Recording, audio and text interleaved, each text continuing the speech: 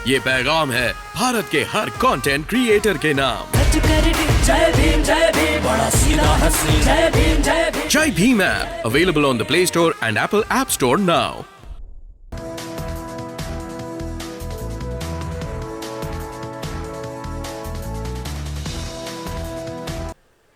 Doctor Baba Saheb Ambedkar जी ने अपने पूरे जीवन का निष्कर्ष, पूरे जीवन का जो संघर्ष बाबा साहब ने किया, वो बौद्ध धम्म के माध्यम से हमको दिशा दिखा कर गए कि ये वो धम्म है जो तुम्हारी, मेरे न होने के बाद तुम्हारी रक्षा करेगा। लेकिन हम आज भी इस धम्म को समझ नहीं पाए हैं। सुबह मेरा एक इंटरव्यू लेने के लिए एक चैनल के पत्रकार आए। उन्होंने मुझे पूछा कि आपके आने का नियोजन क्या है। वहां पर मैंने एक बात बताई कि जब तक हम डॉक्टर बाबा साहब अंबेडकर जी ने दिए हुए, या बाबा साहब ने जिस धम्म को इस देश में पुनर्जीवित किया, उसका हेतु जब तक हम नहीं समझते, बाबा साहब अंबेडकर जी ने हमें बौद्ध ही क्यों बनाया। मेरे पहले के वक्ता ने आपको बताया, बाबा साहब अंबेडकर जी ने जब ये घोषणा कर दी कि अब मैं हिंदू नहीं रहूंगा, अब मैं हिंदू धर्म का त्याग करने वाला हूं, अनेक धर्म के ठेकेदारों ने, अनेक धर्म के लोगों ने बाबा साहब से मुलाकात की, बाबा साहब से विनती की कि बाबा साहब अब हमारा धर्म अपनाइए। इस देश के मुसलमानों ने बाबा साहब से मुलाकात की, बाबा साहब से कहा कि बाबा साहब अगर आप हिंदू धर्म छोड़ना चाहते हैं तो हम इस्लाम धर्म में आपका स्वागत करते हैं, आप इस्लाम धर्म में आइए, आपके सारे लोगों को हम इस्लाम धर्म में आमंत्रित करते हैं। बाबासाहेबांना सिखांनी आमंत्रण दिलं। बाबासाहेबांना सांगितलं की बाबा साहब आप सिख धर्म में आइए, हम आपका सिख धर्म में स्वागत करते हैं। आपके लोगों को क्या चाहिए? शिक्षा चाहिए, शिक्षा की व्यवस्था चाहिए, वो सारी व्यवस्था हम देने के लिए तैयार है। आपके लिए स्कूल बनाएंगे, कॉलेजेस बनाएंगे, आपके लोगों के लिए बड़ी बड़ी इमारतें बनाएंगे, आपकी शिक्षा की व्यवस्था हम एक रात में खड़ी करके दे सकते हैं। बाबासाहेब आंबेडकरांची मिरवणूक पंजाबमध्ये सोन्याच्या रथातून त्या राज्यातल्या सिखांनी काढली। इतने सारे पैसे, इतनी सारी व्यवस्था, इतनी सारी प्रॉपर्टी देने के लिए सिख धर्म तैयार था। क्रिश्चियन मिशनरीज भी बाबा साहब से आकर मिले। उन्होंने बाबा साहब को आमंत्रण दिया कि बाबा साहब आप आइए और क्रिश्चियन धर्म में हम आपका स्वागत करते हैं। इतने सारे धर्मों का बाबा साहब को न्योता था, लेकिन फिर भी बाबा साहब ने किसी भी धर्म को स्वीकारा नहीं।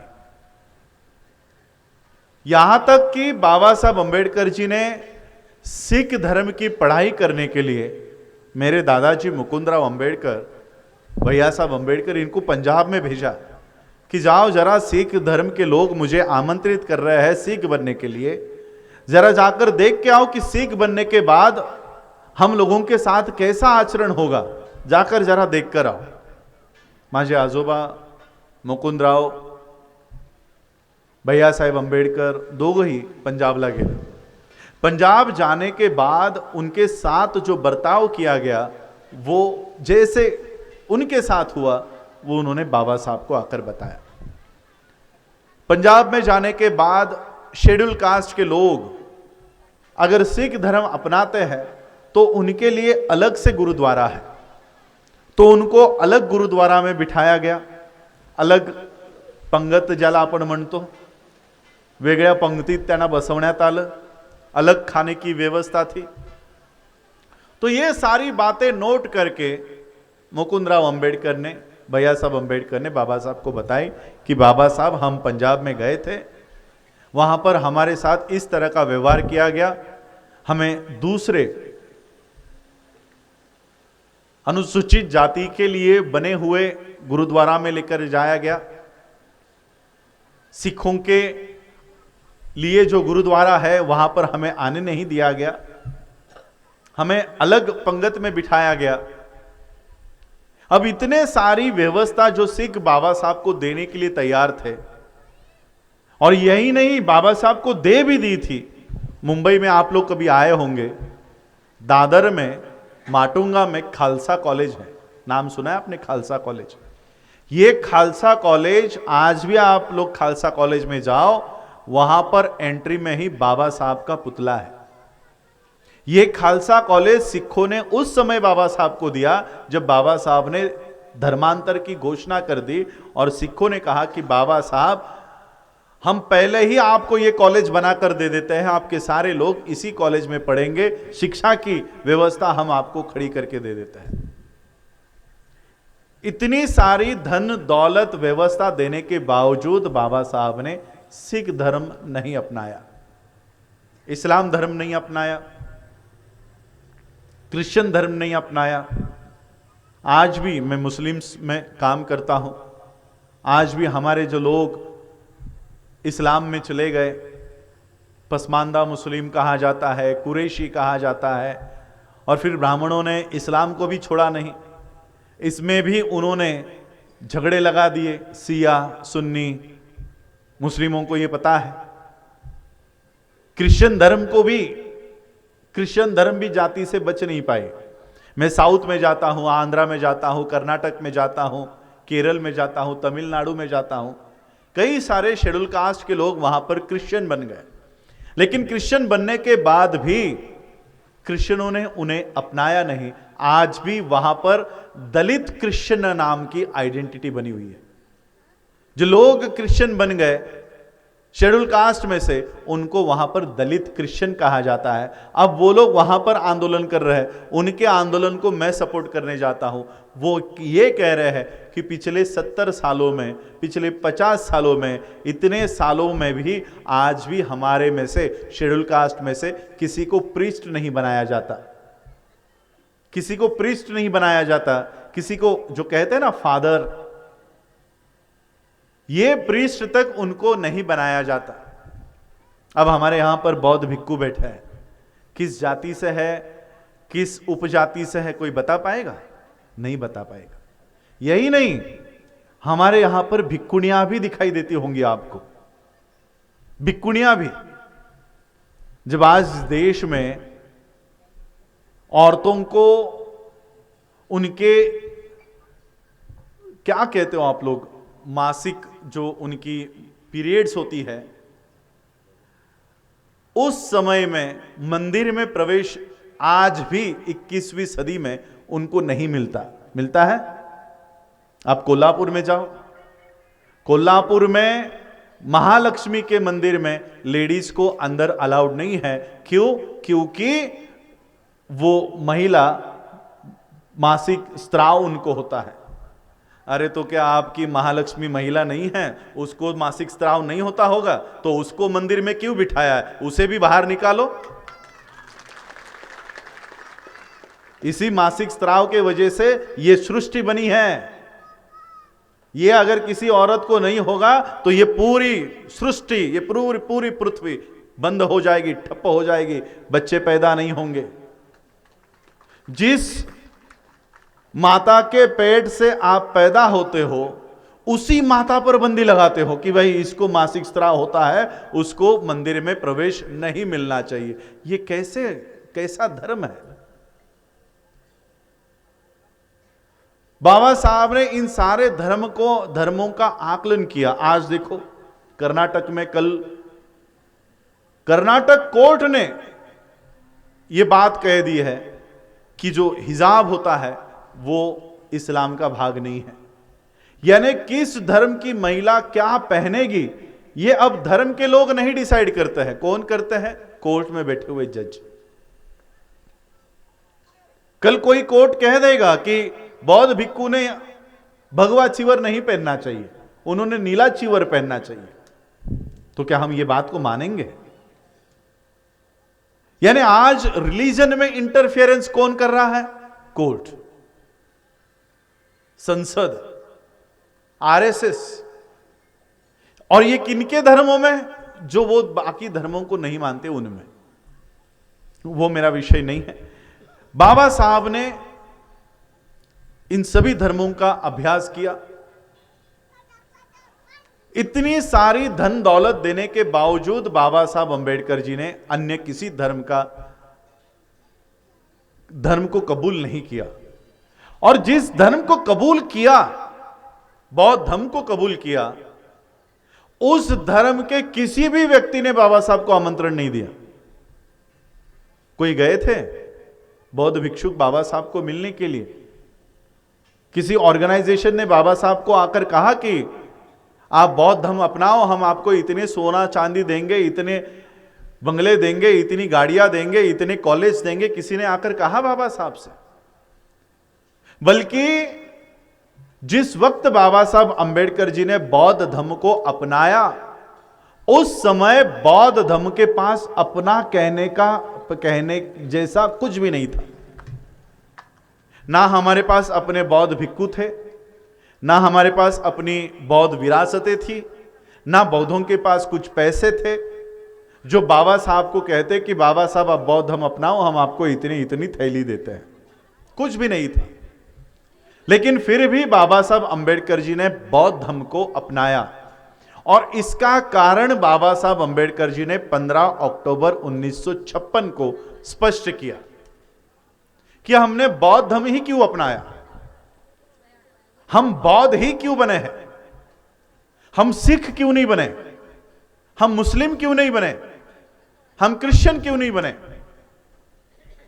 सिखों के माध्यम से सोना चांदी तक बाबा साहब को देने का कबूल कर दिया गया था। सोने के रथ से बाबा साहब अंबेडकर जी की यात्रा उन्होंने निकाली। इतना धन दौलत देने के बावजूद बाबा साहब ने अन्य किसी धर्म को नहीं अपनाया, और 15 अक्टूबर को बाबा साहब कहते हैं कि हमारी लड़ाई पैसों के लिए नहीं है, हमारी लड़ाई स्वाभिमान के लिए है, इज्जत के लिए है। और इसलिए बाबा साहब ने हमको बौद्ध बनाया।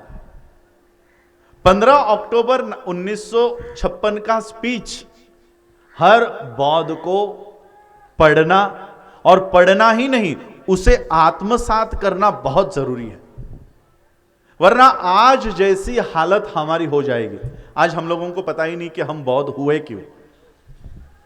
हमारे लोग इसमें जो बैठे हुए हैं ना, 80% लोगों को पता नहीं होगा कि हम बौद्ध हुए क्यों हैं। और जैसे आप लोगों ने हाथ ऊपर किया, 80 to 90% हम लोग बौद्ध हुए ही नहीं हैं, क्योंकि बुद्धिज्म ये मां बाप बौद्ध है इसलिए बच्चा भी बौद्ध होगा, ये बौद्ध धर्म में नहीं होता। मां बाप बौद्ध हो सकते हैं, बच्चा बौद्ध नहीं होगा। जब तक आपकी बौद्ध धर्म की दीक्षा नहीं होती, आप बौद्ध नहीं है, आप बुद्धिस्ट नहीं है। और इस देश में बाबा साहब अंबेडकर जी के बौद्ध धर्म के कार्यक्रमों के बाद से दीक्षा के कार्यक्रम ठप्प हो गए, शून्य हो गए। बहुत छोटे मोटे पैमाने पर दीक्षा के कार्यक्रम चलते रहते हैं, लेकिन वो बहुत ही नेग्लिजिबल परसेंटेज, बहुत ही नेग्लिजिबल। और इसका परिणाम यह हुआ कि आज भारत में बौद्धों की लोक संख्या, पॉपुलेशन 0.6% है। मी भारत बौद्धमय करीन, ज्या डॉक्टर बाबासाहेब आंबेडकरांनी ही घोषणा केली, त्याच देशामध्ये बौद्धांची लोकसंख्या 0% येऊन ठेपलेली आहे। 0%, कारण 0.6 म्हणजे याला शून्यच म्हणणार, 1% नहीं है। क्योंकि हमारी बौद्ध धर्म के दीक्षा के कार्यक्रम बंद हो गए। हम कानूनी तौर पर अपने आप को बौद्ध मेंशन कराना बंद कर दिए हैं। 1956 का 15 अक्टूबर 1956 का बौद्ध धर्म का दीक्षा का कार्यक्रम होने के बाद हमारे जो लोग एक हफ्ते के बाद घर पहुंचे, उन्होंने सबसे पहला यह काम किया कि जो कुछ चाली रीति वो लोग उसमें रह रहे थे, उन्होंने वो त्याग दिया। उसके बाद की जो जनगणना हुई, उसके बाद की जनगणना में बौद्धों का परसेंटेज अपने आप बढ़ना शुरू हो गया।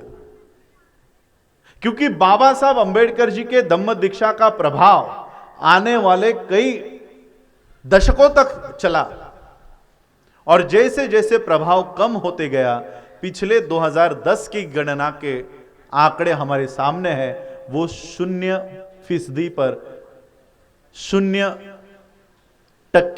येऊन ठेपलेली आहे। और आज हालत ऐसी है कि हमारे में बैठे हुए लोग, मंच पर हो या मंच के नीचे हो, 2021 की होने वाली गणना अब 22 में होने वाली है, सबके सामने एक ही सवाल है की आम्ही बौद्ध लिहिलं तर आमचं आरक्षण जाईल का? और यह सवाल किनका है पता है? यह सवाल हमारे पढ़े लिखे लोगों का है, अनपढ़ लोगों का नहीं है।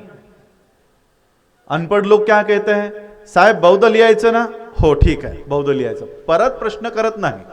आमचा शिकलेला IAS ऑफिसर, मुख्य सचिव मंत्रालयातले पत्रक काढलंय, महाराष्ट्र शासनाच्या अंतर्गत असणाऱ्या सगळ्या शाळांना पत्र काढलंय। महाराष्ट्र सरकार ने लिखित एक लेटर लिखा है सभी स्कूलों के लिए कि बौद्धों की जाति मेंशन कराओ। हम बैठे हैं यहां पर बौद्ध धम्म दीक्षा की कार्यक्रम की सालगिरह याद करने के लिए कि हमारे पूर्वजों ने इसी धरती पर 65 साल पहले बौद्ध धम्म की दीक्षा ली थी। आपके पूर्वज होंगे, इसी धरती पर उन्होंने बौद्ध धम्म की दीक्षा ली होगी। आपके इस तरह के आज के सवाल सुनकर हमारे धम्म में रूह नहीं होती, आत्मा नहीं होती, लेकिन हिंदी में कहावत होती है कि रूह कांप जाती होगी, वैसे हमारे पूर्वजों की रूह कांप जाती होंगी कि ये क्या कह रहा है मेरा पोता, ये क्या कह रहा है मेरा नाती। बौद्ध धम्म में जाति लिखाने की बात कर रहा है। अरे जिस जाति को त्याग करके मैं बौद्ध हुआ, मेरा पोता फिर उसी जाति को बौद्ध धम्म में लिखवाने का काम कर रहा।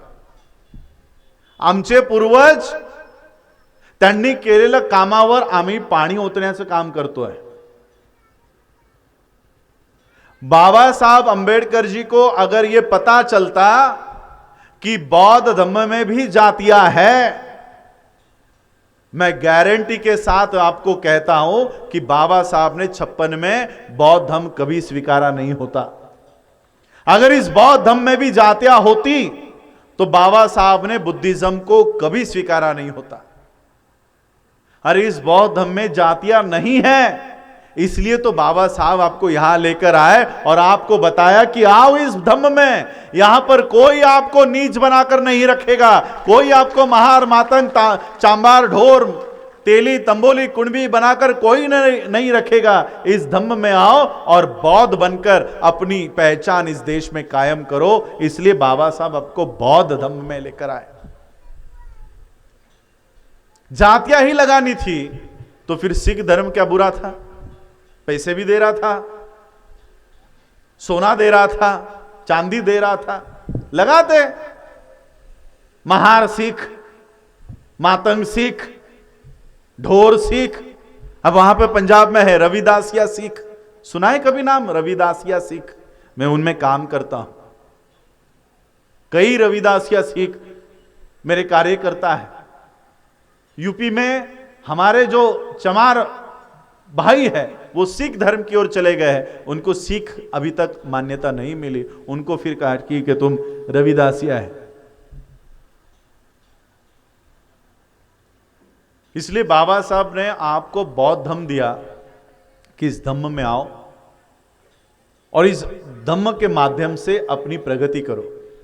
देखो आज इस देश में रिजर्वेशन सभी को मिल रहा है, शेड्यूल कास्ट के लोगों को मिल रहा है, शेड्यूल ट्राइब के लोगों को मिल रहा है, ओबीसी के लोगों को मिल रहा है।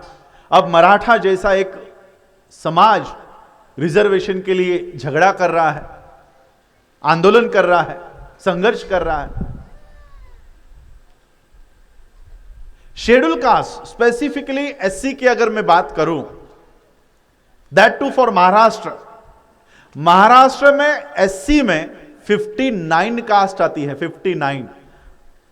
एससी म्हणजे काय? शेड्यूल कास्ट, अनुसूचित जाती, म्हणजे जातींची लिस्ट। या जातींच्या लिस्टमध्ये 59 जातींची नावं आहेत, अनेक जाती आहेत त्याच्यामध्ये, 59 नावं आहेत। आणि जे पर्सेंटेज आहे रिझर्वेशनचं ते सगळ्यांना मिळतं। या अनुसूचित जातीमध्ये जितक्याही जाती समाविष्ट आहेत सगळ्यांना ते आरक्षण मिळतं। मातंगालाही मिळतंय, चांभारालाही मिळतंय, ढोरालाही मिळतंय, महारालाही मिळतंय, सगळ्यांना मिळतंय।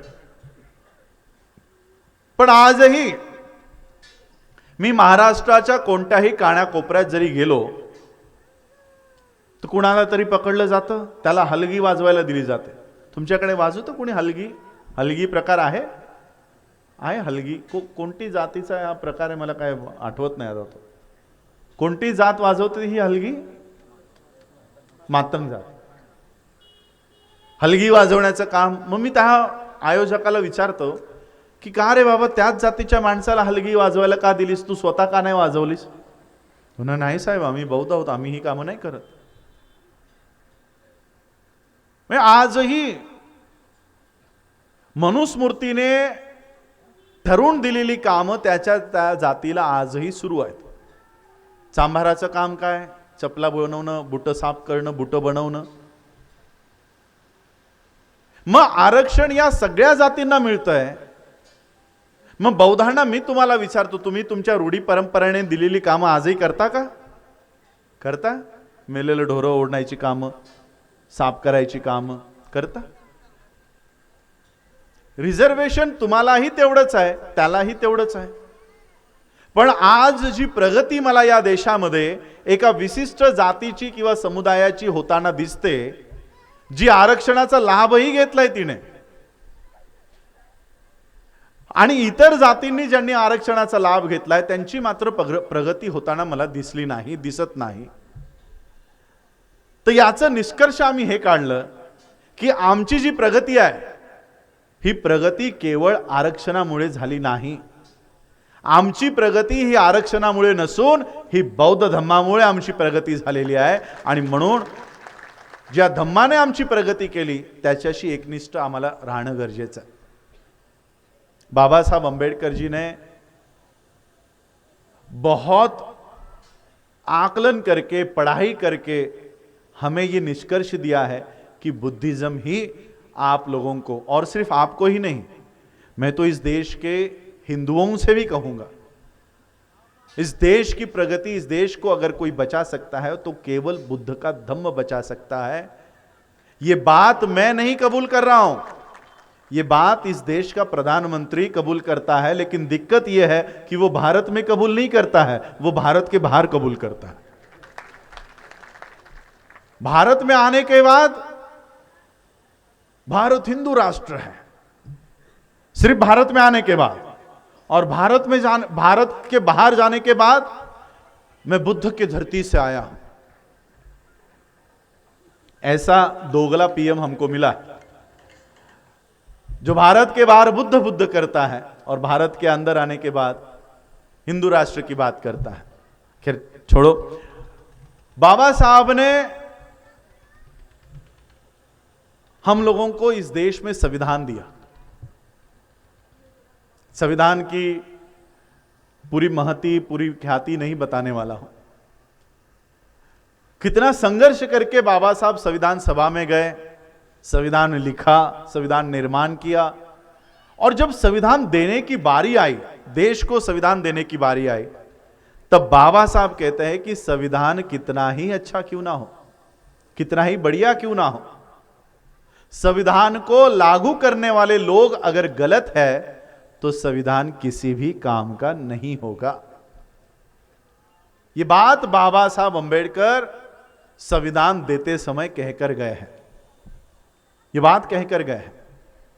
जिस संविधान को लेकर बराक ओबामा जैसा व्यक्ति यह कहता है संविधान के लिए कि बाबा साहब अंबेडकर जैसी व्यक्ति अगर हमारे देश में पैदा होती तो हम सूरज का नाम बदलकर उसे अंबेडकर कर देते, जिस संविधान की ख्याति के लिए बाबा साहब अंबेडकर जी को पूरे विश्व में उनका गौरव होता है। ये लॉकडाउन से पहले मैं ऑस्ट्रेलिया में था। ऑस्ट्रेलिया के एक कोर्ट में, जहां पर पढ़ाई लिखाई होती है, जजेस की पढ़ाई लिखाई होती है, वहां पर बाबा साहब अंबेडकर जी का स्टैचू रखा है और बाबा साहब अंबेडकर जी के स्टैचू के सामने बैठकर वहां के जज पढ़ाई करते हैं और कॉन्स्टिट्यूशन की पढ़ाई, भारत के संविधान की पढ़ाई ऑस्ट्रेलिया के जजेस करते हैं। इतना बड़ा सम्मान बाबा साहब के संविधान को पूरे वर्ल्ड में दिया जाता है। वही बाबा साहब भारत के संविधान को कहते हैं कि संविधान किसी काम का नहीं होगा अगर संविधान को चलाने वाले लोग गलत है। अब हमारे पास मोमबत्ती है, इसको अगर आपने प्रज्वलित ही नहीं किया और अंधेरा यहां पर छाया हुआ है तो मोमबत्ती आपके किसी काम की है? किसी काम की नहीं। वैसे ही मैं आज आपको पूछता हूं, यह संविधान बढ़िया है, लेकिन क्या इसको लागू करने वाले लोग सही है? आज जिनके हाथों में संविधान इस देश का चला गया है, क्या वो लोग संविधान, इस देश को संविधान पर चला रहे हैं? तेलंगाना के मुख्यमंत्री ने परसों बयान दिया, उन्होंने कहा कि संविधान बदलना चाहिए। उत्तर प्रदेश में धर्म संसद नाम का ब्राह्मणों का एक पीठ, उन्होंने धर्म के आधार पर एक संविधान निर्माण करने के लिए शुरुआत कर दी है। अब इनको संविधान से दिक्कत क्या है? क्यों ये जो लोग संसद में बैठे हुए हैं वो लोग देश को संविधान के अनुसार क्यों नहीं चलाना चाहते? चाहे वो तेलंगाना का सीएम हो, हरियाणा का सीएम हो या हमारे देश का प्रधानमंत्री हो, वो इस देश के संविधान से इतना नफरत करता क्यों है? उनके दिल में संविधान के प्रति इतनी नफरत क्यों है? मैं धीरे धीरे धम्म के ऊपर आऊंगा, पहले संविधान, क्योंकि यह घटना पहले है। 1946 1949 को संविधान दिया और 1950 से धम्म की मूवमेंट स्ट्रांग हुई। इसलिए धम्म को समझने के लिए संविधान भी समझना जरूरी है। बाबा साहब अंबेडकर जी का संविधान इन लोगों को क्यों नहीं चाहिए? इस संविधान में आर्टिकल 13 है। कभी आप लोग घर पर जाकर शांत दिमाग से इसको पढ़िए। आर्टिकल 13 कहता है कि इस देश में जितनी भी प्रथाएं हैं, जितने भी कानून हैं, यह संविधान लागू होने से पहले जितने भी प्रथाएं इस देश पर कायम है, वो मैं आज से इसे शून्य घोषित करता हूं, इसे सबको रद्द करता हूं। इस लाइन का मतलब क्या है पता है? संविधान लागू होने से पहले इस देश पे कौन सी रूढ़ी परंपरा लागू थी? कौन सी? मनुस्मृति। मनु का कानून इस देश पर लागू था। पिछले 2500 सालों से इन मनुस्मृति को कोई हटा नहीं पाया था। बाबा साहब अंबेडकर जी ने एक आर्टिकल ऐसा लिख दिया इस संविधान में कि 2500 सालों की मनुस्मृति एक लाइन में जो तब से गायब हुई है वो आज तक गायब है, वो आज तक जिंदा नहीं हो पा रही है। बाबा साहब ने एक लाइन में लिख दिया कि जितने भी परंपराएं, जितनी भी रूढ़ियां इस देश में संविधान लागू होने से पहले कायम है, वो आज से मैं शून्य घोषित करता हूं। एक लाइन में बाबा साहब अंबेडकर जी ने हजारों सालों की मनुस्मृति को हमेशा हमेशा के लिए खत्म कर दिया, हमेशा के लिए खत्म कर दिया। अब इस मनुस्मृति को फिर से लागू करने के लिए इनको संविधान को पहले हटाना होगा। और संविधान ने हमें क्या अधिकार दिए हैं, क्या बदलाव करके गया संविधान? 1950 में लागू हुआ, आज 2022 है। 70 साल, 72 साल संविधान को हुए हैं। एक व्यक्ति की औसतन आयु कितनी होगी? एवरेज लाइफ एक व्यक्ति को कितने साल की होती है? हम लोग आज का क्लाइमेटिक कंडीशन के आधार पर 75 ईयर पकड़ते हैं कि एक व्यक्ति 75 साल तो जी सकता है। एक 15 साल पहले या 20 साल पहले हम 100 साल की उम्र की आयु तक भी जीते थे। तो संविधान के दायरे में एक जनरेशन भी हमारी पूरी हुई है क्या? नहीं, क्योंकि संविधान कितने साल का है? 72 साल का। आप लोग आज भी 60 साल के भी नहीं हो, यानी आपका एक जीवन भी अभी तक संविधान के दायरे में पूरा नहीं हुआ है, अभी और आयु बाकी है। मनुस्मृति इस देश में 1200 से 1500 साल राज किया है। 1200 से 1500 साल। उस समय का आकलन करते हुए हम ऐसा समझते हैं कि उस समय हमारा एक इंसान 100 साल की आयु में मर जाता होगा या यह 100 साल जीता होगा। तो मनुस्मृति में हमारी कितनी पीढ़ियां जी होगी? 1200 भी, अगर 1500 साल भी पकड़ते हैं और 100 साल की आयु पकड़ते हैं, दोनों जीरो अगर कट करते हैं तो एक व्यक्ति अगर 100 साल जी है तो हमारी 15 पीढ़ियां, कितनी? 15 पीढ़ियां हमारी मनु के कानून में जी रही थी। मनु के कानून में 15 पीढ़ियां, और संविधान के कानून में एक भी नहीं हुई है। संविधान के कानून में एक भी पीढ़ी पूरी नहीं हुई, और हम लोग मनु के कानून में 15-15 पीढ़ी हम पूरे कर दिए हैं। तो एक पीढ़ी भी जिस कानून में पूरी नहीं हुई, उस कानून से मनु के कानून को इतना डर क्यों लग रहा है? 1500 साल की मनुस्मृति को 72 साल के संविधान से इतना डर क्यों लग रहा है? थरथर काप रही है ही मनुस्मृती। बाबासाहेबांच्या संविधानाने थरथर कापू का लागली? त्याचं उत्तर मी तुम्हाला देतो। ही का कापते? बाबासाहेबांच्या जीवनावरचं उदाहरण देतो। बाबासाहेबांचे वडील मिलिटरीमध्ये होते, सगळ्यांना माहित आहे। सुभेदार मेजर रामजी आंबेडकर। त्यांच्या पोस्टिंग नेहमी वेगवेगळ्या प्रांतात व्हायच्या।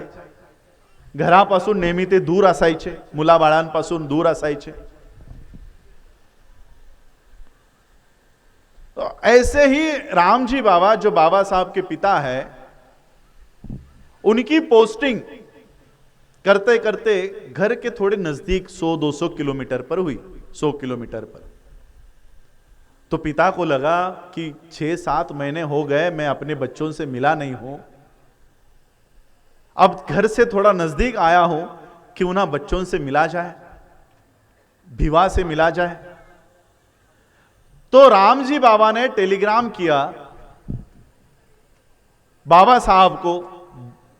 बाबा साहब को बचपन में भीम या भिवा कहा करते थे। रामजी बाबा ने टेलीग्राम किया कि बच्चों, तुम लोगों के स्कूल को अगर छुट्टियां लग गई होंगी तो मुझे मिलने के लिए आ जाओ। बहुत महीने हुए मैंने तुमको देखा नहीं है, मुझे मिलने के लिए आ जाओ। जिस दिन आने वाले हो मुझे टेलीग्राम करके बता देना कि कब आने वाले हो। आने के लिए ये ट्रेन पकड़ना और ये ट्रेन से इस स्टेशन पर उतर जाना, मैं तुम्हें लेने के लिए किसी ना किसी को भेज दूंगा। वडिलांनी तार पाठवली, बाबासाहेबांना तार मिळाली। बाबासाहेबांनी तार वाचली, सगळी मुलं आनंदात कि हम हमारे पिता को मिलने जाएंगे। बाबासाहेबांनी तार पाठवली की आम्ही या तारखेला निघणार आहोत, आम्हाला घ्यायला कोणाला तरी पाठवून द्या। अब बाबा साहब ने ये तार भेज दी। ये तार बाबा साहब के पिता के यहां पर जो काम कर रहा था, जो प्यून था, उसको मिली और उसने अपने पास ही रखी, रामजी बाबा को दी ही नहीं। अब रामजी बाबा को पता ही नहीं कि बच्चे किस दिन आने वाले हैं, और यहां से बच्चे ट्रेन पकड़ के निकल गए। जिस स्टेशन पर उतरने के लिए कहा था वहां पर उतरे। ट्रेन आकर चली गई, सभी लोग अपने अपने दिशा में चले गए। बच्चे राह देख रहे हैं कि हमारे पिताजी आएंगे और हमें लेकर जाएंगे। ट्रेन चली गई, सभी लोग चले गए, बच्चे वहीं पर खड़े हैं। बाबा साहब के बड़े भाई आनंद, बाबा साहब के बहनों के बच्चे, ये 4-5 बच्चे स्टेशन पर खड़े हैं। स्टेशन मास्टर ने देखा कि बच्चे अच्छे घर के लग रहे हैं, कपड़े अच्छे पहने थे, अच्छे घर के बच्चे लग रहे हैं, शायद सवर्णों के बच्चे हो। तो वो स्टेशन मास्टर बच्चों के पास आया, बच्चों के पास आकर पूछा कि कहां जाना है। बाबा साहब ने टेलीग्राम कर दिखाया और कहा कि देखो हमारे पिताजी बड़े अफसर हैं, उन्होंने हमको मिलने के लिए बुलाया है, हमें उनको मिलने के लिए जाना है।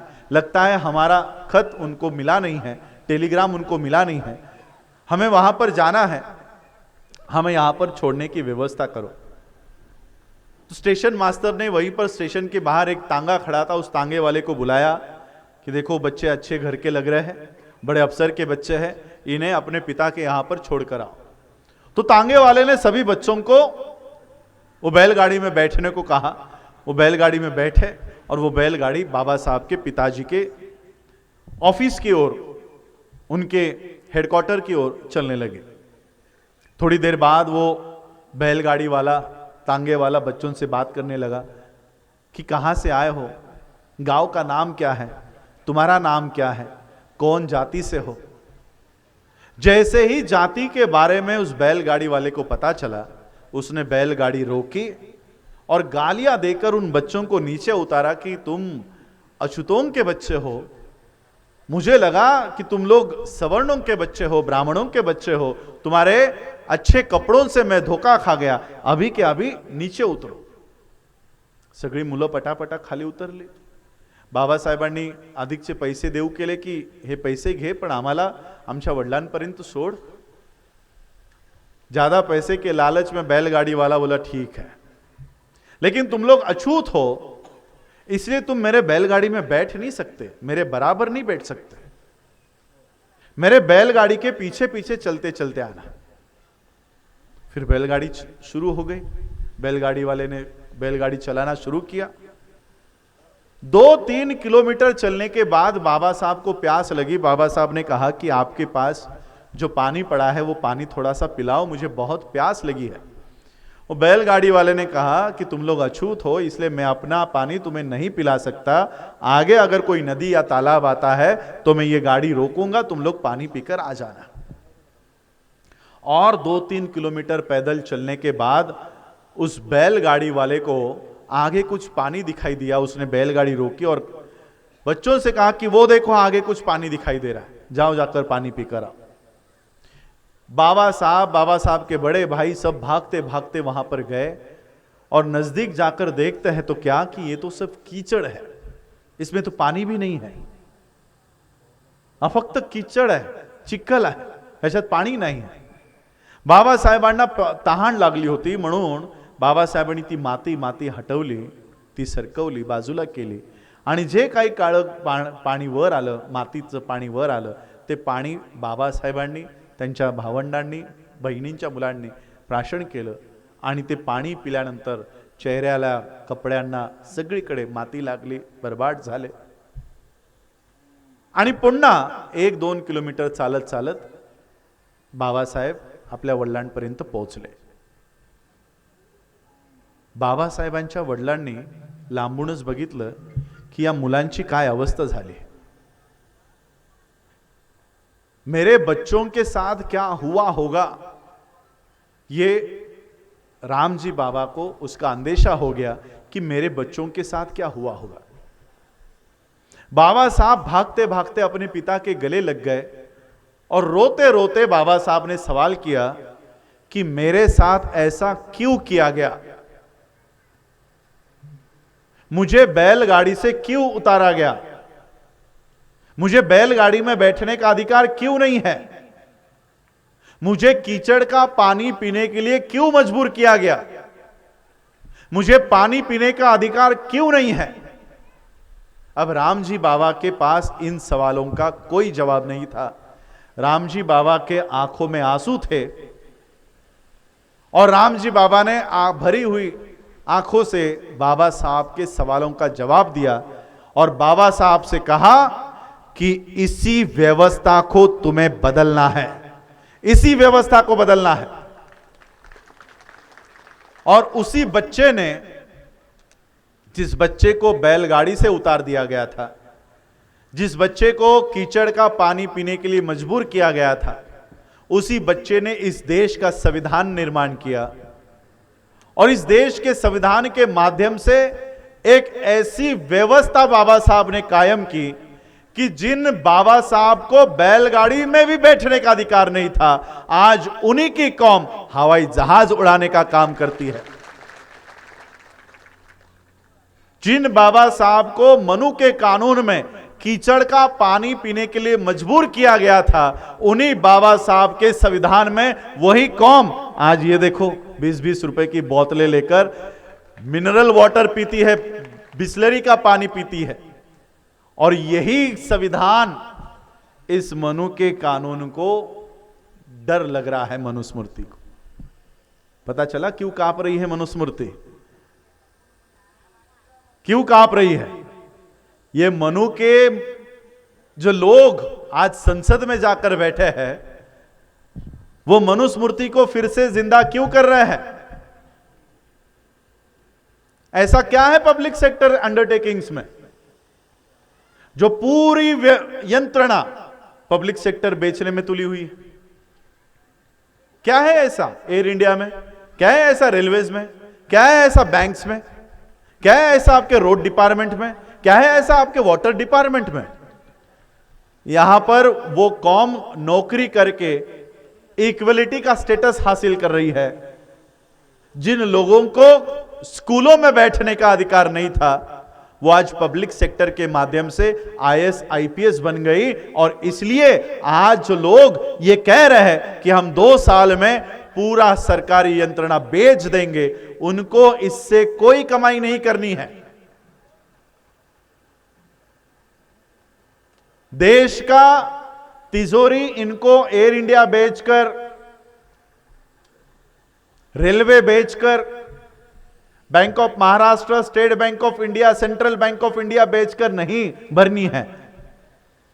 और बल्कि मैं तो ये साबित करके दूंगा कि जो सेक्टर ये बेच रहे हैं, ये सेक्टर इस देश को कमाई करके देने वाले सेक्टर है। एचपीसीएल, बीपीसीएल, 2019 में मुझे एचपीसीएल के लोगों ने एचपीसीएल के रिफाइनरी में बुलाया और 1 साल की बैलेंस शीट उन्होंने मेरे सामने रखी। मैं फाइनेंस का विद्यार्थी हूं, इकोनॉमिक्स का विद्यार्थी हूं। 30 लाख करोड़ का 1 साल का प्रॉफिट है। प्रॉफिट में रही हुई कंपनी को यह बेच रहे हैं। जो कंपनियां देश को चला रही है वो ये बेच रही है। क्यों बेच रहे पता है? क्योंकि यहां पर शेड्यूल कास्ट को रिजर्व सीट्स है। वहां पर अगर नौकरी करनी है, 100 लोग अगर भर रहे हो तो 13 लोग तो एससी के भरने ही चाहिए। 40% लोग आज एचपीसीएल में पूरे देश में एससी एसटी ओबीसी के हैं।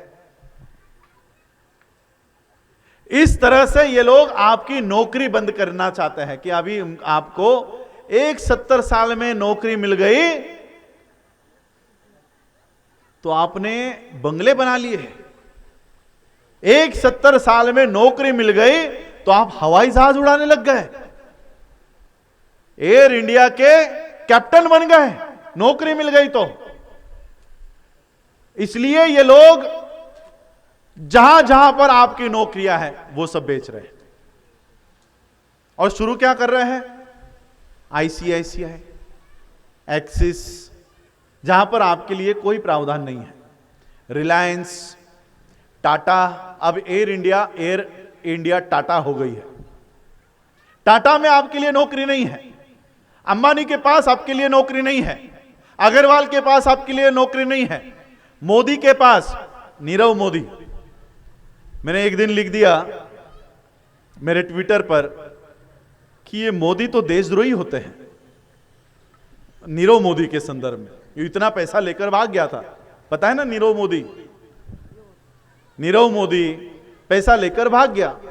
तो मुझे किसी ने लिखा, आप देश के प्रधानमंत्री के लिए ऐसा नहीं लिख सकते, मैंने कहा भाई मैंने मोदी के लिए लिखा है, देश के प्रधानमंत्री मोदी के लिए नहीं लिखा है, मैं नीरव मोदी के लिए लिखा है। तो मुझे दूसरे ने जवाब दिया, हाँ जैसे हमें पता ही नहीं कि देशद्रोही कौन सा वाला मोदी है। मतलब अभी यह भी लिखना पड़ेगा कि कौन सा वाला मोदी। मोदी देशद्रोही मोदी बोल दिया तो एक ही के सामने नजर जाती है, देशद्रोही मोदी कौन है। मैं नीरव मोदी की बात कर रहा हूं, जो हमारे देश का पैसा चुरा कर परदेश भाग गया। तो ये इन लोगों के पास, आपके पास नौकरियां नहीं है, वो कंपनियां देश में सभी ओर खुल रही है, और जहां पर आपकी नौकरियां है वो बंद हो रही है। अब बताओ नौकरी कहां पर है? संविधान में है कि नहीं? रिजर्वेशन कहां पर है? संविधान में है। आर्टिकल 340, 341 आपके रिजर्वेशन का प्रावधान आपके संविधान में है, देश में है। संविधान किसके हाथ में है? संसद के हाथ में है। उन्होंने कानून बना दिया, प्राइवेट सेक्टर को ही मान्यता मिलेगी, सारा पब्लिक सेक्टर बेच देंगे। और इसलिए बाबा साहब ने कहा कि संविधान कितना ही अच्छा क्यों ना हो, लागू करने वाले लोग अगर गलत है, संविधान किसी काम का नहीं। अब संविधान में हमारे लिए अधिकार है, लेकिन जिनके हाथों में संविधान है वो हमें अधिकार देना नहीं चाहते। अब हम कहां जाए? किसके पास जाओगे? जब संविधान में लिखे हुए प्रावधान ही आपके लिए इस्तेमाल में संसद ही नहीं लाने वाली है, तो आप किसके पास जाओगे? सुप्रीम कोर्ट के पास, मीडिया के पास, एडमिनिस्ट्रेशन के पास, कलेक्टर के पास, पुलिस के पास? किसके पास जाओगे? या राष्ट्रपति के पास? अगर राष्ट्रपति से कोई उम्मीद लगाए बैठे हो तो मैं आपको राष्ट्रपति की भी हैसियत आपको बता दूं कि आज हमारा जो राष्ट्रपति बैठा है उसकी हैसियत क्या है। मैं ऑन रिकॉर्ड, ऑन कैमरा कहता हूं,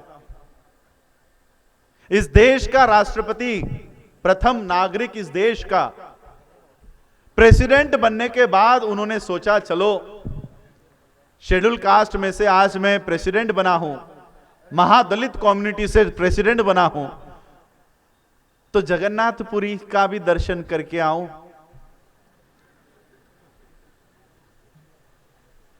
अब बाबा साहब अगर संविधान नहीं लिखते तो इन्हें ग्राम पंचायत के अंदर भी कोई लेता? ग्राम पंचायत, जिन बाबा साहब के वजह से एक schedule caste, not only schedule caste, most backward class का एक आदमी प्रेसिडेंट बनता है, वो बाबा साहब को थैंक्स करने के बजाय वो जगन्नाथपुरी के मंदिर में पत्नी को लेकर जाता है, चलो जगन्नाथपुरी के दर्शन करते हैं। तो जगन्नाथपुरी में ये सब पत्नी पहुंचे। जगन्नाथपुरी के ब्राह्मणों ने देखा प्रेसिडेंट आ रहे हैं, भारत के राष्ट्रपति आ रहे हैं, लेकिन भारत का राष्ट्रपति तो शूद्र है, ये तो निचले जाति से है, यह हमारे मंदिर में कैसे आ रहा है? वहां के ब्राह्मणों ने सीढ़ियों पे आकर इस देश के राष्ट्रपति को धक्के मारकर, पत्नी समेत धक्के मारकर मंदिर से बाहर निकाला कि एक निचले जाति का आदमी हमारे मंदिर में नहीं आ सकता। जो राष्ट्रपति अपने आप पर हुए अन्याय का बदला नहीं ले सकता, वो खुद के लिए न्याय नहीं ले सकता, आज तक वो ब्राह्मणों को अरेस्ट तक नहीं करवा पाया, एफआईआर तक नहीं लिखी उसकी। जब इस देश के राष्ट्रपति की ये हालत है, आपको कोई पूछने वाला है? आपको लगता है हमारे ऊपर कोई संकट आ जाए, हमारे ऊपर कोई अन्याय हो, कोई अत्याचार हो, तो हम एमएलए के पास जाएंगे, हम नगर सेवक के पास जाएंगे, हम मिनिस्टर के पास जाएंगे, कोर्ट में जाएंगे, प्रधानमंत्री के पास जाएंगे। अरे जब राष्ट्रपति खुद धक्के खा रहा है, वो आपको क्या न्याय देगा? तो जो हालत आज की है, यह हालत बाबा साहब ने 1950 में ही इसका आकलन कर लिया था कि देश किस ओर जा रहा है। 1952 में बीबीसी के इंटरव्यूअर ने बाबा साहब का इंटरव्यू लिया और बाबा साहब से पूछा कि बाबा साहब, इस देश के लोकतंत्र का क्या होगा, आगे चलकर इस देश का लोकतंत्र का क्या होगा। बाबा साहब ने कहा ज्यादा देर तक नहीं चलेगा, इस देश का लोकतंत्र ज्यादा साल नहीं चलेगा, लोकतंत्र एक दिन खत्म हो जाएगा। तो इंटरव्यूअर ने बाबा साहब से फिर सवाल किया कि बाबा साहब, ऐसे हालत में आप क्या करोगे, आपका स्टैंड क्या होगा। बाबा साहब ने कहा कि इन हालात में हमें एक पर्यायी व्यवस्था खड़ी करनी होगी, एक पर्यायी व्यवस्था खड़ी करनी चाहिए। और यह बाबा साहब ने सिर्फ इंटरव्यू में कहा नहीं, यह पर्यायी व्यवस्था बाबा साहब खड़ी कर कर फिर ही बाबा साहब ने अपनी आंखें बंद की। बाबा साहब अंबेडकर जी ने अपनी अंतिम सांस तक इस पर्यायी व्यवस्था को खड़ा किया और यह पर्यायी व्यवस्था खड़ी करने के बाद ही बाबा साहब ने अपनी आखिरी सांस ली। और वो पर्यायी व्यवस्था यह है कि अगर इस देश का संविधान हमारी रक्षा नहीं कर पाया तो ये बुद्ध हमारे पीछे खड़ा हो जाएगा और ये हमारी रक्षा करेगा। ये पर्यायी व्यवस्था बाबा साहब खड़ी करके गए। बाबा साहब ने रेडीमेड स्ट्रक्चर हमको बनाकर दिया, किसी को आपको कहा नहीं कि आप आगे चलकर बौद्ध धर्म को पुनर्जीवित करो, बौद्ध धर्म के सभाएं लो, बौद्ध दीक्षाएं लो, विश्व के पास जाओ, उनसे मैत्री करो और उनसे मैत्री कर कर अपनी प्रगति करो। ये काम बाबा साहब आपके लिए छोड़कर नहीं गए, ये काम खुद करके गए। 1950 में बौद्ध देशों की मीटिंग ऑर्गेनाइज हुई। बौद्ध देशों को यह लगने लगा कि जिस तरह से अनेक संगठन हैं विश्व में, यूएनओ है, डब्ल्यूएचओ है, अब हम देख रहे हैं यूक्रेन और रशिया की जिसके लिए लड़ाई हो रही है, नाटो की मेंबरशिप के लिए, नाटो की मेंबरशिप मिले इसलिए यूक्रेन ने सिर्फ प्रस्ताव पारित किया तो वॉर शुरू हो गया। और नाटो में मेंबर्स कितने हैं, कितने देश होंगे, उंगलियों पर गिनने जितने देश उस नाटो के मेंबर है। इससे बहुत बड़ा मेंबरशिप बाबा साहब आपको देकर गए, इससे बहुत बड़ी मेंबरशिप देकर गए। इसलिए मैं हमेशा जब 14 अप्रैल आती है तो मुझे एक ही कोटेशन याद आता है, बाबा साहब के लिए एक ही बात मेरे दिल में याद आती है जो देखता हूं मैं, कि we are the worst followers of the ever best leader in this world. We are the worst followers, इस दुनिया के सबसे महान लीडर के सबसे घटिया फॉलोवर हम हैं, सबसे महान नेता के सबसे घटिया अनुयायी हम हैं। We are the worst followers of the ever best leader in this world. क्यों? 1950 में विश्व के बौद्ध देशों को लगा कि हम लोगों को भी एक संगठन बनाना चाहिए। भारत को भी इनवाइट किया। अब भारत के पास बौद्ध देश के सम्मेलन में जाने के लिए कोई व्यक्ति ही नहीं थी। उस समय कैबिनेट मिनिस्ट्री फॉर्म हो गई थी। बाबा साहब को भी कैबिनेट मिनिस्ट्री का पद था, तो मिनिस्ट्री को लगा कि हमारे में बौद्ध इंटेलेक्चुअल बाबा साहब के अलावा और कोई है नहीं, बाबा साहब को ही भेज दो। तो बाबा साहब को उस सम्मेलन के लिए भेज दिया। बाबा साहब वहां पर गए और बाबा साहब ने देखा ये लोग क्या कर रहे हैं, क्यों इकट्ठा हुए हैं, क्या करने वाले हैं, इनका नियोजन क्या है, इनकी प्लानिंग क्या है, और सब बाबा साहब ने पता कराया। और वो पहली कॉन्फ्रेंस थी वर्ल्ड फेलोशिप ऑफ बुद्धिस्ट, जिसे आज शॉर्ट फॉर्म में WFB कहते हैं। WFB शायद ये यूएन की यूनाइटेड नेशंस के बाद ये सेकंड मोस्ट वर्ल्ड की ऑर्गेनाइजेशन है जो सबसे ज्यादा देश इसके सदस्य है। आज 2022 में इसके 128 देश सदस्य है। 128 देश, 128। उस समय जब बाबा साहब को आमंत्रित किया तो 27 देश वहां पर उपस्थित थे और 27 देशों ने मिलकर इस संस्था का निर्माण किया और उन्होंने यह निर्णय लिया कि जिस भी किसी बौद्ध देश में बौद्धों को किसी भी चीज की जरूरत हो, उसकी जरूरत का हल WFB निकालेगी। जिस भी किसी देश में बौद्धों के ऊपर अन्याय हो, अत्याचार हो, WFB उसका आवाज उठाएगी। हर 2 साल में सभी बौद्ध देशों को वो एक मंच पर लाएगी और जिन जिन देशों में बौद्ध धर्म के प्रचार और प्रसार की जरूरत है, बाकी के सभी देश उस देश को सहायता करेंगे, मदद करेंगे। 1950 में यह निर्णय हुआ और बाबा साहब भारत में आ गए।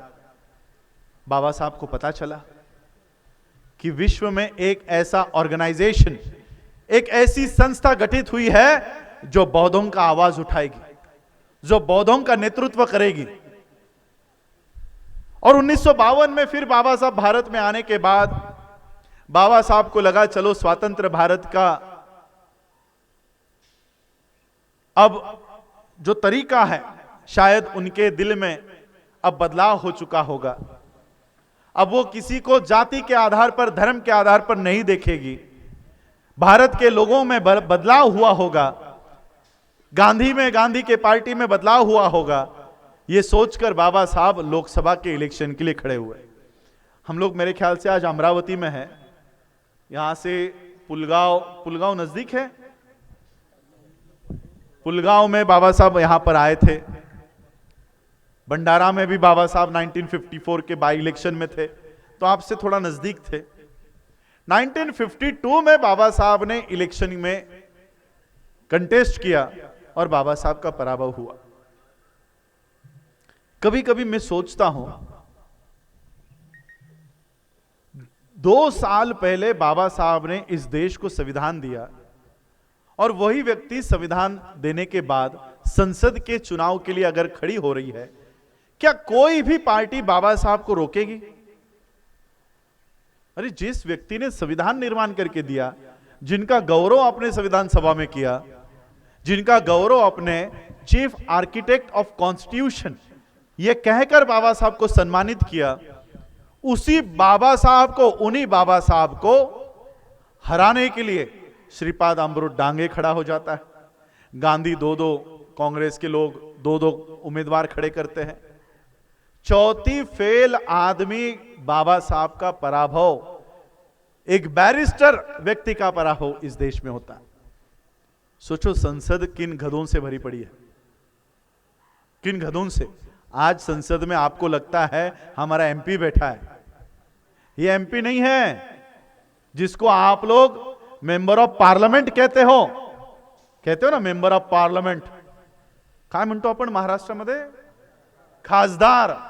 खासदार साहेब आले एखाद्या कार्यक्रमात, आजच्या आमच्या कार्यक्रमात जर खासदार असता तर भंतेंना एका ठिकाणी फेकलं असतं, आंबेडकरला एका ठिकाणी फेकलं असतं आणि खासदार महोदय मधोमध बसले असते की नाही?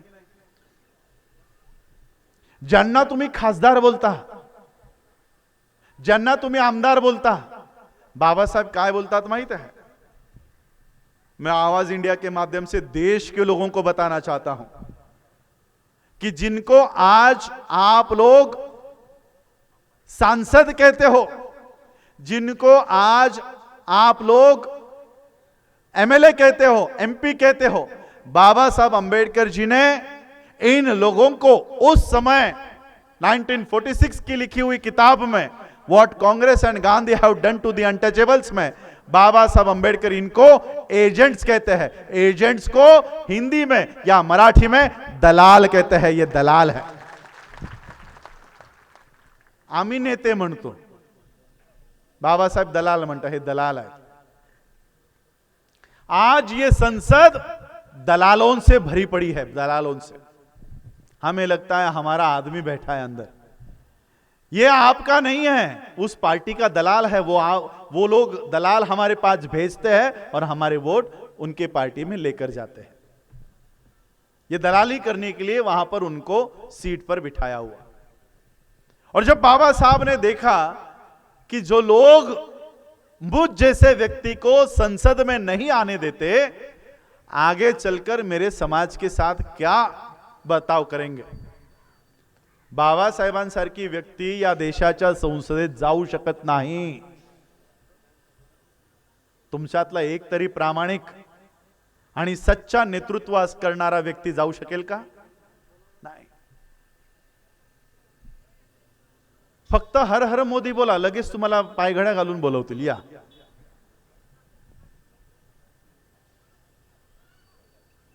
आज संसदेत जाण्यासाठी आपण आधी म्हणायचो आम्ही आमच्या चपला घासेपर्यंत, बुट घासेपर्यंत मेहनत करतो.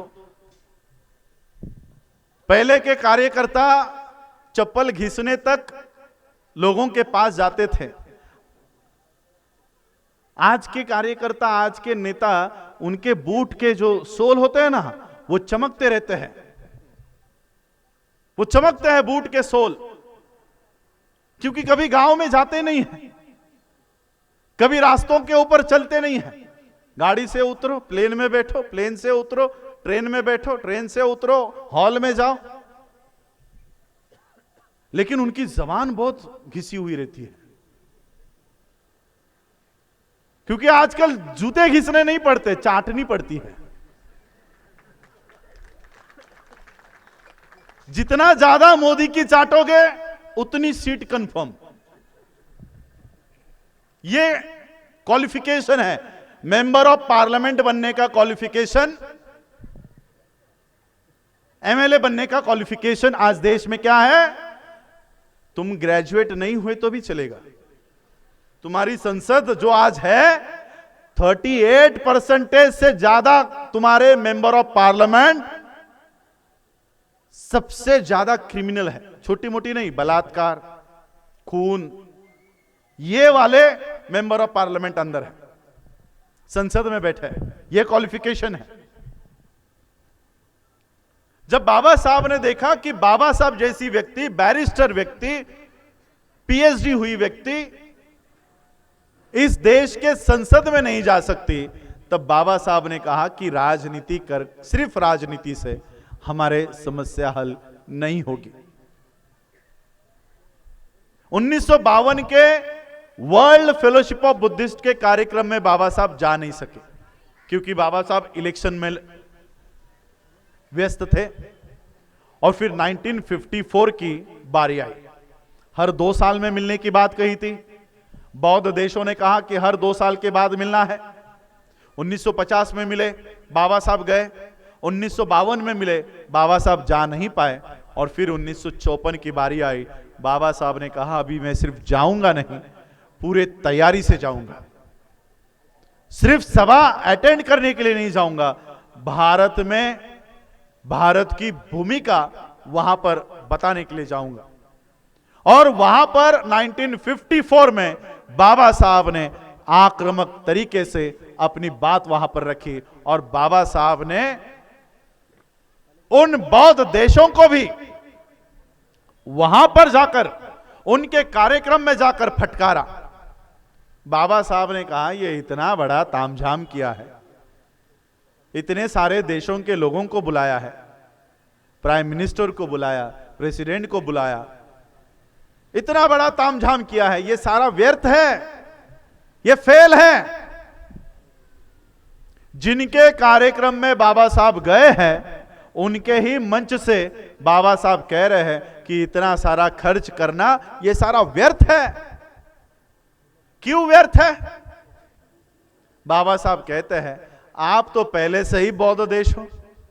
श्रीलंका पहले से ही बौद्ध है, जापान पहले से बौद्ध हो, थाईलैंड पहले से बौद्ध है, वियतनाम बौद्ध है. अरे बौद्ध देशों में ही बौद्ध सम्मेलन लेकर क्या साबित करना चाहते हो? बौद्ध देशों में ही बौद्ध धर्म का प्रचार प्रसार करके क्या हासिल करोगे? इसलिए मैं तुम सभी लोगों को भारत में आमंत्रण देता हूं, भारत में आओ और बौद्ध धर्म का प्रचार प्रसार भारत में आकर करो, तब जाकर आपके इस संस्था का, आपके इस ऑर्गेनाइजेशन का सही मायने में इस्तेमाल होगा। मैं आप लोगों को आमंत्रण देता हूं कि भारत के भूमि में आओ और विश्व के बौद्ध धर्म का केंद्र बिंदु भारत को बनाओ। क्यों? क्योंकि इसी देश में तथागत बुद्ध का जन्म है, सिद्धार्थ का जन्म है। तथागत बुद्ध को जो बौद्धत्व प्राप्त हुआ वो इसी देश में हुआ, और इसलिए आप भारत में आकर बौद्ध धर्म का प्रचार प्रसार करने का केंद्र बिंदु भारत में करो। बाबा साहब ने 1954 में यह बात वर्ल्ड फेलोशिप ऑफ बुद्धिस्ट के सामने कही। अब बाबा साहब को लगा कि मैंने तो इनको भारत में बुलाया है, लेकिन भारत में आने के बाद ये मिलेंगे किसको? ये जाएंगे किसके पास? भारत में बौद्धों की कोई संस्था ही नहीं है, और इसलिए विश्व के बौद्धों के साथ अगर हमें जुड़ना है तो हमें बौद्धों का एक संगठन बनाना जरूरी है। हमारा बौद्धों का संगठन होना जरूरी है। 1954 में बाबा साहब भारत में आए और बाबा साहब ने ये जो संस्था का नाम आप लोग देख रहे हो ऊपर इंग्लिश में, इस संस्था का गठन बाबा साहब ने 1954 को किया, the Buddhist society of India. इस नाम का उच्चार आज 2022 में भी हमारे लोग कर नहीं पाते, इसलिए बाबा साहब ने हमारे लिए कहा कि ठीक है, तुम लोग बुद्धिस्ट सोसाइटी ऑफ इंडिया नहीं कह पाते ना, तुम लोग भारतीय बौद्ध महासभा कहो। तुमची या ठिकाणी जी दीक्षा झाली 1957ला, ती कोणत्या बॅनर खाली झाली? भारतीय बौद्ध महासभा। ही संस्था बाबासाहेब आंबेडकरांनी त्यांच्या जीवितपणे, त्यांच्या हयातीमध्ये 1954 साली तयार केली। The Buddhist society of India, यह नाम बाबा साहब ने आप लोगों के लिए नहीं रखा कि मेरे लोग the Buddhist society of India के नाम से यहां पर काम करेंगे। यह नाम बाबा साहब ने इसलिए रखा कि विश्व के बौद्धों को अगर भारत से संपर्क करना हो तो उन्हें यह पता चले कि भारत में the Buddhist society of India नाम की बौद्धों की एक संस्था काम करती है, और विश्व के बौद्धों को अगर भारत के बौद्धों से संपर्क करना हो तो बुद्धिस्ट सोसाइटी ऑफ इंडिया से संपर्क करे और वहां से वो भारत के बौद्धों के पास जा सकती है। इस हेतु से बाबा साहब ने बुद्धिस्ट सोसाइटी ऑफ इंडिया तैयार की। बुद्धिस्ट सोसाइटी ऑफ इंडिया बाबासाहेबांनी संस्था निर्माण केली। ज्या हेतूने बाबासाहेबांनी ही संस्था तयार केली तो हेतू आम्ही तोडून मोडून टाकला, आणि आता आमच्या संस्था काय? बौद्ध जनपंचायत समिती, बौद्ध XYZ तालुका समिती, बौद्ध XYZ संघर्ष समिती, गल्ली बोळात बौद्ध समित्या आहेत, आहे की नाही? गल्ली बोळात आहे। बाबासाहेबांनी बौद्धांची संस्था का निर्माण करून दिली? कारण सगळे बौद्ध एकत्रित व्हा आणि जगामध्ये जा। आम्ही गल्लीमध्ये जेवढे बौद्ध होतो त्यांना वेगवेगळे केलं आणि एक एक बौद्ध समिती तयार केली। आहे की नाही? We are the worst followers. Baba Saheb ने हमको ये संस्था निर्माण करके दी कि सारे बौद्ध इस बैनर के नीचे एक हो जाओ और विश्व के बौद्धों को जाकर बताओ कि हम यहां पर है। हमारे ऊपर अन्याय हो, अत्याचार हो तो विश्व के बौद्धों के सामने जाए। हमने क्या किया? बौद्ध बुद्धिस्ट सोसाइटी ऑफ इंडिया के बैनर के नीचे आने के बजाय अपना अपना बैनर बनाकर अपने अपने घरों में ही बैठ गए। हमारे बैनर हमारे तहसील के बाहर नहीं है क्या? तालुक्याच्या बाहेर आहेत का आपल्या समित्या? मैं आपको अगर मैं ठीक से बता पाया तो एक तथागत बुद्ध का एक संदेश बताना चाहता हूं। मुझे अब वो ठीक से रिकलेक्ट नहीं हो रहा, लेकिन जिस बात को मैं कह रहा हूं वो हमारे बंते जी ने एक बात हमें बताई थी कि तथागत बुद्ध चारिका करते करते करते करते अपने संघ के साथ एक ऐसे गांव में यहां पहुंचे, एक ऐसे गांव में जो गांव पिछले 4-5 सालों से उजड़ चुका था, वहां पर कोई नहीं रहता था, प्राणी मात्रा की कोई आहट वहां पर नहीं थी। तथागत बुद्ध उस गांव में आए, उन्होंने देखा यहां के पेड़ सूखे हुए हैं, घर बंजर हो चुके हैं, कुएं सूखे हैं, ये कैसा गांव है। और फिर तथागत ने अपने संघ को कहा कि जाओ जरा जाकर देखो ये कैसा गांव है, यहां पर इंसान का नामो निशान नहीं दिखाई दे रहा, जानवर का नामो निशान नहीं दिखाई दे रहा, घर दिखाई दे रहे हैं, कहीं पेड़ नहीं, कहीं हरियाली नहीं, जाओ जाकर देखो ये कैसा गांव है। तो तथागत बुद्ध के बाकी भिक्षुगण सारे गांव में, घरों में जाकर तहकीकात करने के लिए गए। बुद्ध भी तहकीकात करने गए कि ये क्या हुआ है इस गांव को। और फिर वहां के भिक्षुक संघ को, तथागत बुद्ध को पता चला कि इस गांव में पिछले 10-15 साल से अकाल पड़ा हुआ है, बारिश नहीं हो रही, सूखा पड़ा है। और धीरे धीरे लोग, चिड़िया, प्राणी, पक्षी सब चले गए, पेड़ सूख गए। और सब भिक्षुक संघ एक एक भिक्षु एक एक घर में जाकर देखने लग गए कि कई प्राणी मात्रा या कहीं जीवन गांव में, घर में कहीं पर तो मिले। सभी भिक्षु एक एक घर में गए, कुटिया में गए, कंकाल घरों में, घर के अंदर इतना इतना गड्ढा करके उसके अंदर पिंजर पड़े हुए हैं, कंकाल पड़े हुए हैं, सभी घर में कंकाल पड़े हुए हैं। और कंकाल भी एक गड्ढा, इतना इतना गड्ढा, उसके अंदर कंकाल पड़े हुए हैं। सभी भिक्षु तथागत बुद्ध के पास आए। भिक्षुओं ने कहा कि हे तथागत, ये क्या दृश्य है, सभी घरों में कंकाल है, सभी इंसान मर चुके हैं, यहां पर जीवन नहीं है, हमें यहां से निकल जाना चाहिए, यहां हमें कुछ नहीं मिलने वाला। तो एक भिक्षु ने सवाल किया कि हे तथागत, घरों में, सबके घरों में कंकाल है, लेकिन हमें एक बात समझ में नहीं आई कि ये कंकाल गड्ढे में क्यों है, हर घर में गड्ढा क्यों है, और हर घर में गड्ढे में ये कंकाल क्यों है। तथागत ने कहा, इसका कारण मैं बताता हूं।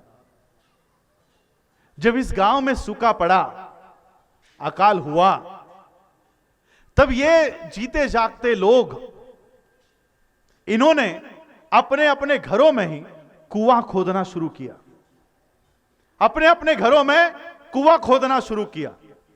कुआं खोदते खोदते इतना इतना गड्ढा उन्होंने किया, और कुआं खोदते खोदते ही उनके प्राण चले गए। हर व्यक्ति अपने अपने घर में कुआं खोद रहा था, और कुआं खोदते खोदते ही वो मर गया, और मरने के बाद इस गड्ढे में उसके कंकाल दिखाई दे रहे हैं। तथागत ने कहा कि अगर यही व्यक्ति अपने अपने घरों में कुआं खोदने के बजाय इकट्ठा होकर सभी लोग एक कुआं अगर खोदते तो शायद इनको पानी नसीब होता, लेकिन ये लोग अपने अपने घरों में कुआं खोदने में लगे हुए थे, इसलिए इनको पानी नहीं मिला और इसलिए ये मर गए। हमारी हालत भी यही है। बाबा साहब ने हमें विश्व के माध्यम में, विश्व का यह बहुत बड़ा स्टेज उपलब्ध करके दिया, बुद्धिस्ट सोसाइटी ऑफ इंडिया, इतना बड़ा स्टेज उपलब्ध करके दिया। हमने क्या किया? अपने अपने घरों में कुआं खोद रहे, अपने अपने तहसील में बौद्ध संस्था, बौद्ध समिति, बुद्धिस्ट ऑर्गेनाइजेशन, गांव के बाहर नहीं है, गांव के बाहर नहीं है। नाम क्या है? International Buddhist society. गांव के बाहर नहीं है। आज मेरे पास 17 देशों का संगठन है। मैं अभी धीरे धीरे बताऊं। 17 देशों का संगठन यानी वहां पर मेरे कार्यकर्ता है। बाबा साहब ने 1954 में वर्ल्ड फेलोशिप ऑफ बुद्धिस्ट के लोगों को यह बात बताई कि भारत में हम बौद्ध धर्म के लिए तैयार है, आप लोग आओ और भारत में बौद्ध धर्म का प्रचार प्रसार करने का काम करो। बाबा साहब ने यह संस्था निर्माण करके दी और 1956 में बाबा साहब ने लाखों लोगों को इकट्ठा करके बौद्ध धर्म की शरण ले ली। बौद्ध धर्म की दीक्षा बाबा साहब ने प्राप्त की और बाबा साहब ने विश्व को बताया। यह कोई नागपुर को बताने वाला काम नहीं था, यह कोई महाराष्ट्र को दिखाने का काम नहीं था। बाबा साहब को जिन्होंने बौद्ध धर्म की दीक्षा दी वो तक भारत से नहीं आए थे, वो भारत से नहीं थे। जिन्होंने बाबा साहब को दीक्षा दी वो भी भारत से नहीं थे।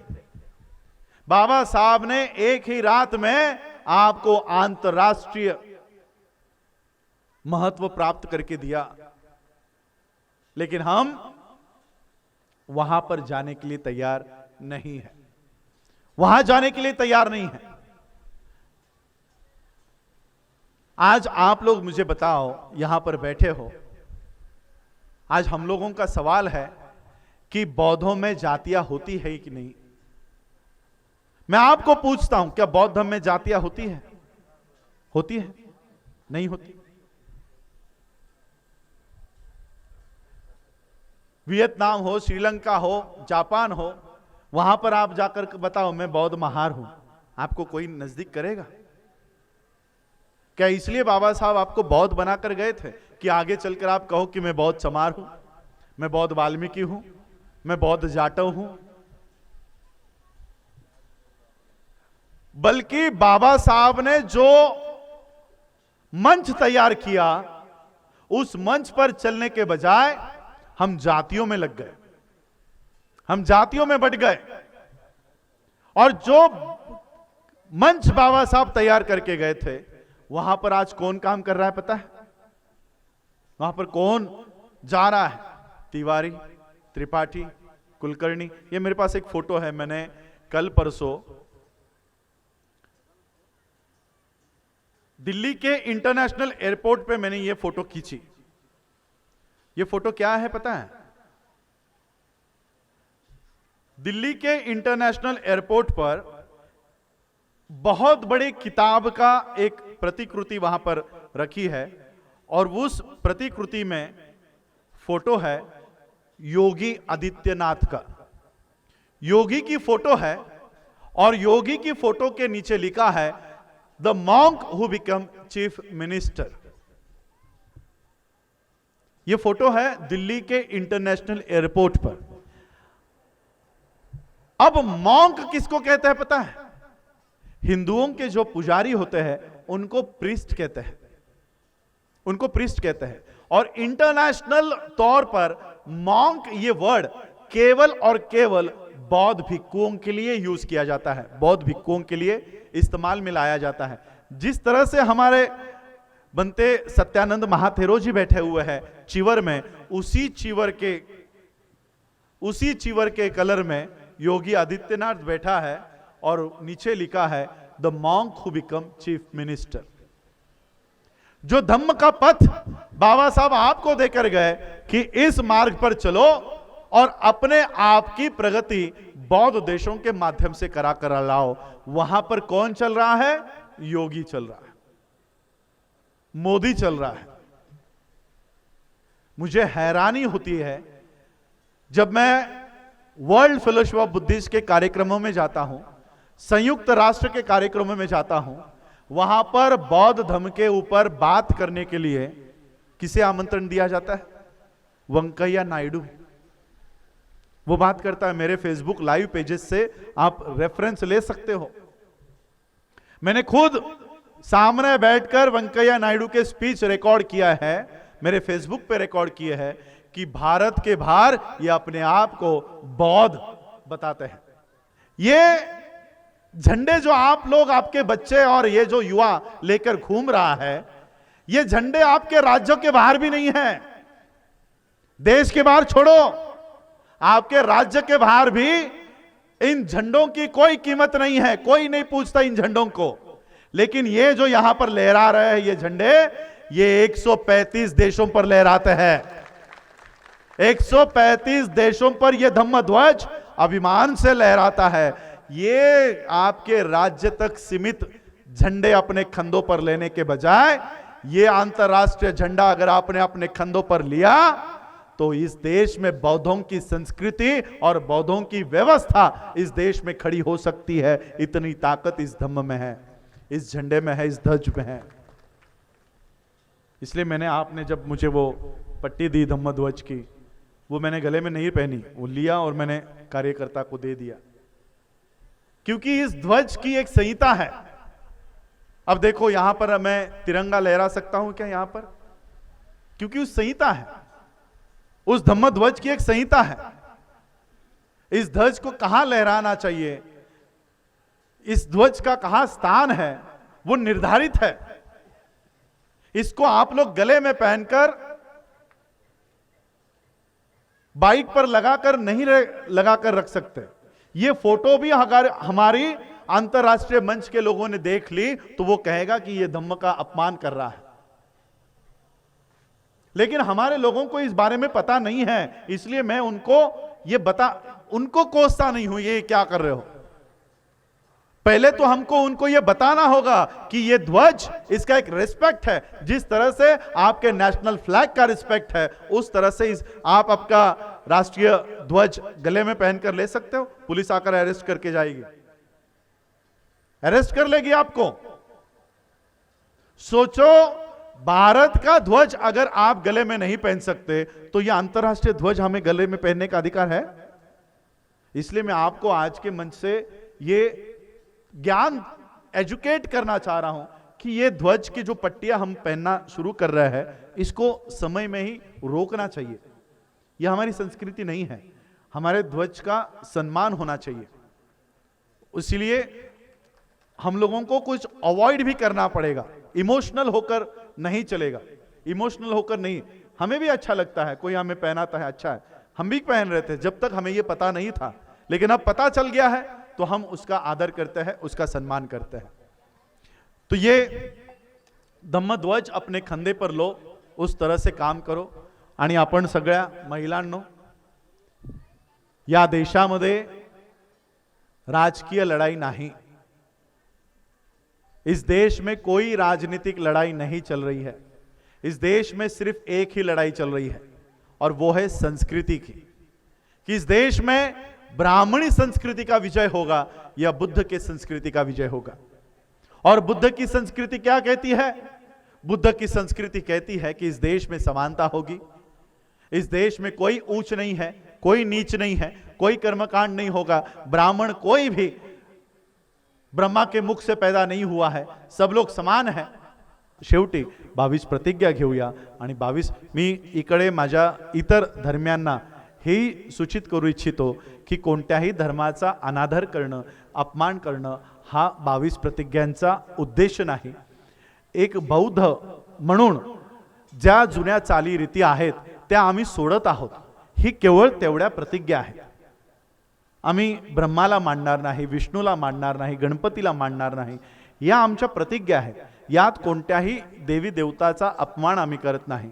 एखादा मुस्लिम झालेला व्यक्ती ज्याच्याकडनं तुम्ही रामाची पूजा अपेक्षित करत नाही, तसंही बौद्ध व्यक्तीकडनं या सगळ्या गोष्टी तुम्ही अपेक्षित करू नये। आणि म्हणून बौद्धांच्या ज्या चालीरीती आहेत, ज्या परंपरा आहेत, ज्या 22 प्रतिज्ञा आहेत, ह्या कोणत्याही धर्माचा अपमान करण्यासाठी नाहीत। म्हणून मी तुम्हा सर्वांना विनंती करेन की आपण सगळेजण उभे राहा आणि बाबासाहेबांनी ज्या 22 प्रतिज्ञा आपल्याला दिलेल्या आहेत त्या 22 प्रतिज्ञा आपण या ठिकाणी हिंदीमध्ये घेऊया, कारण जेणेकरून आवाज इंडियाच्या माध्यमातून देशभर ह्या 22 प्रतिज्ञा सगळ्यांच्या घराघरापर्यंत जातील. तो 22 प्रतिज्ञा के लिए हम सब लोग सज्ज हो रहे हैं. 22 प्रतिज्ञा हम लोग यहाँ पर ले रहे हैं. तो मेरे पीछे पीछे आप लोग बाबा साहब ने दी हुई ये प्रतिज्ञा है, आप लोग मेरे पीछे पीछे दोहराई है. मैं ब्रह्मा विष्णु और महेश को ईश्वर नहीं मानूंगा और न ही उनकी पूजा करूंगा. मैं राम कृष्ण को ईश्वर नहीं मानूंगा और न ही उनकी पूजा करूंगा. मैं गौरी गणपति इत्यादि हिंदू धर्म के किसी भी देवी देवता को नहीं मानूंगा और न ही उनकी पूजा करूंगा. ईश्वर ने कभी अवतार लिया है, मैं इस पर कभी विश्वास नहीं करूंगा. तथागत बुद्ध विष्णु के अवतार है, मैं इस बात को कभी नहीं मानूंगा. मैं ऐसे प्रचार को पागलपन और झूठा प्रचार समझता हूँ. मैं श्राद्ध पक्ष कभी नहीं करूँगा और न कभी पिंडदान करूँगा. मैं बौद्ध धर्म के विरुद्ध किसी भी कार्य को नहीं करूँगा. मैं कोई भी क्रियाकर्म ब्राह्मणों के हाथों से नहीं कराऊँगा. मैं सभी मनुष्य समान हैं इस सिद्धांत को मानूंगा. मैं समानता की स्थापना के लिए प्रयत्न करूंगा. मैं तथागत बुद्ध के अष्टांगिक मार्ग का पालन करूंगा. मैं तथागत बुद्ध की बताई हुई 10 पारमिताओं का पूर्ण पालन करूंगा. मैं प्राणी मात्रा पर दया रखूंगा और उनका लालन पालन करूंगा. मैं चोरी नहीं करूंगा, मैं झूठ नहीं बोलूंगा, मैं व्यभिचार नहीं करूंगा, मैं शराब आदि कोई नशा नहीं करूंगा. मैं अपने जीवन को बौद्ध धर्म के 3 तत्व अर्थात प्रज्ञा, शील, करुणा पर ढालने का प्रयत्न करूंगा. मैं मनुष्य मात्रा के लिए हानिकारक और मनुष्य मात्रा को असमान और नीच मानने वाले अपने पुराने हिंदू धर्म का पूरी तरह से त्याग करता हूँ और बौद्ध धर्म का स्वीकार करता हूँ. मेरा पूर्ण विश्वास है बौद्ध धर्म ही सद्धम्म है. मैं ये मानता हूँ कि आज मेरा नया जन्म हो रहा है. मैं ये पवित्र प्रतिज्ञा करता हूँ कि आज से मैं बौद्ध धर्म की शिक्षा के अनुसार ही आचरण करूँगा. डॉक्टर बाबा साहब अम्बेडकर की, डॉक्टर बाबा साहब अम्बेडकर की, डॉक्टर बाबा साहब अम्बेडकर की. जी. ये पैगाम है भारत के हर कंटेंट क्रिएटर के नाम. जय भीम बड़ा सीधा हंसी. Jai Bhim Jai Bhim app available on the Play Store and Apple App Store now.